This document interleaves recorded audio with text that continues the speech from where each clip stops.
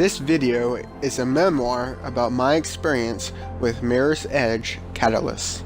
I'm going to discuss the setting, the combat, and some of the key experiences that I took away from this game.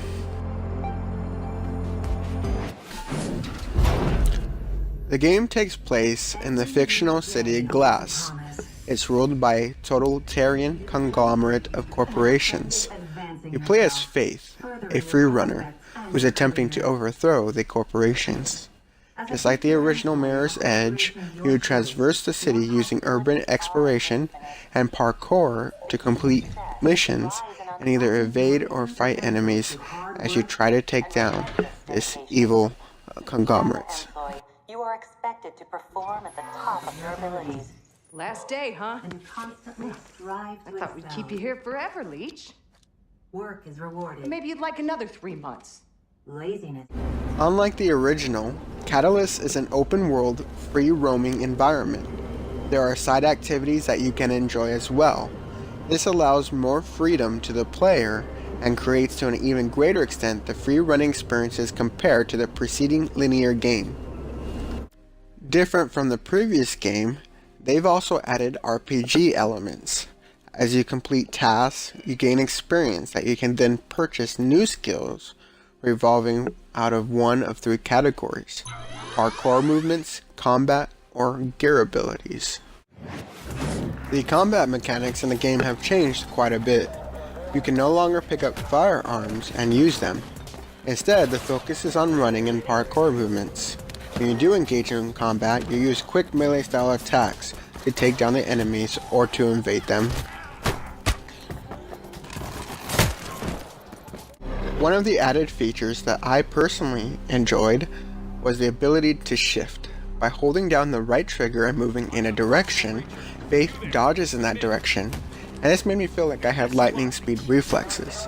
I was able to use this to get behind opponents and take advantage of the opportunity. I also enjoyed the greater control you have with your kicks. If you hold the control stick in a direction while kicking, you kick in that direction. This allowed greater control of the flow of combat. You could even kick enemies into one another, or even kick some into an environment or off a skyscraper, as you just saw. Hey, you're okay. I took care of them. Thank you. Thank you so much. Another new feature in combat is the ability to use light traversal attacks. These light attacks allow you to push an enemy to a side or to attack them quickly without losing momentum in your running, so you can keep on running and running and running without losing speed, as demonstrated here.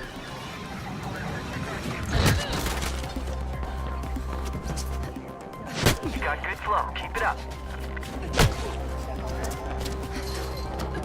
You're almost there. Keep it up. My experience with the game was that of the speedy one. As soon as I completed a campaign mission, I felt immediately compelled to start the next one. Not because of the story, but because I want to be in a new environment running. The open world didn't feel like it had unique districts. Instead, it felt like the same building and obstacles with different color schemes or slightly different layout. The missions, however, found me running through construction areas, corporate offices such as this one, and other unique areas. These areas became a highlight for me. Keep an eye out for KrugerSec. These environments, such as the corporate office, created unique opportunities, whether it be a puzzle and how you're trying to figure out how you can travel across the environment, or create unique suspense like this moment here, which I found very enjoyable. These missions created a lot of unique moments in the game that kept it fresh. When I finally unlocked all the parkour abilities, I also enjoyed the actual free running. At the beginning of the game, because of a lack of some abilities, running didn't have that parkour feeling.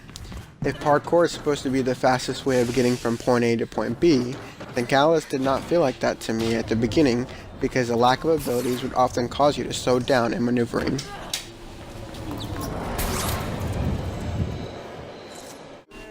Side missions were a blast. The missions key NPC gave you helped flesh out the relationship Faith had with them. The other missions assigned by non-key NPCs were short runs from point A to point B for whatever reason. Though they were a copy and paste mission in terms of story, they did feel fun. Because of how short they are, for me they didn't feel like a grind. In 10 minutes, I could get quite a number of them finished. Some of them too were challenging, so I really had to up my skill.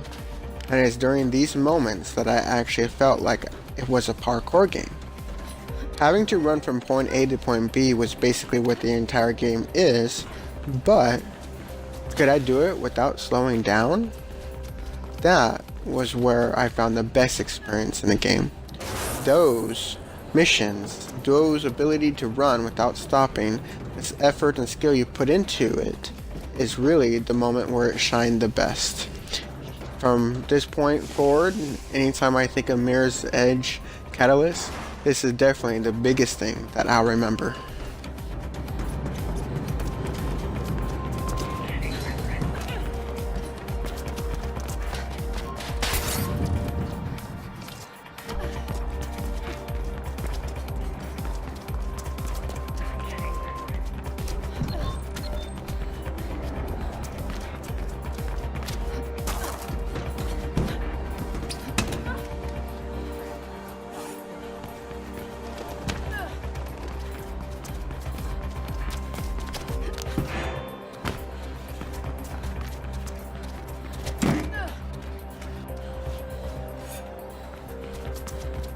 Hey, over here.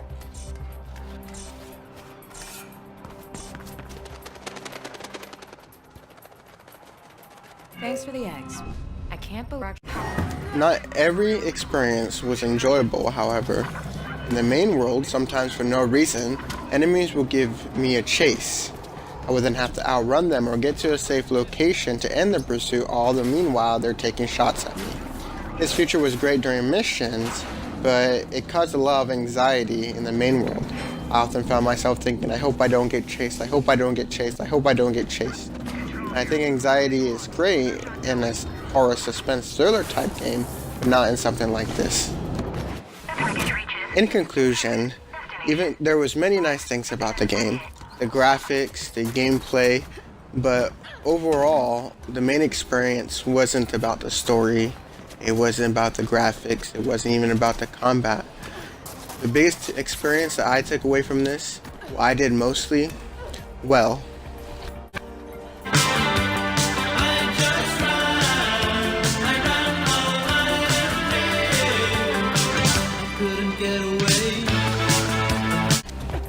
really, that was what the game offered me, the chance to run, and so I ran.